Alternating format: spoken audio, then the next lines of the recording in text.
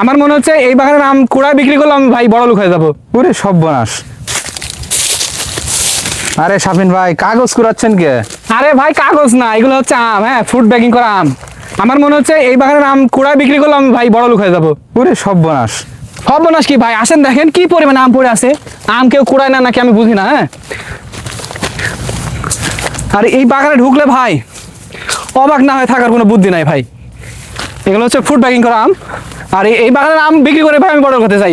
কুড়ানো আম বিক্রি করি। হ্যাঁ ভাই, ওই যে দেখা যাচ্ছে। আরে ভাই, যেগুলো তো সবই আম গো ভাই। সব এই বাগানের মালিক, এই বাগানের কুড়ানো আম বিক্রি করে ভাই আমি বড় লোক হতে চাই। এই বাগানের মালিক মনে হয় খুব বড় লোক।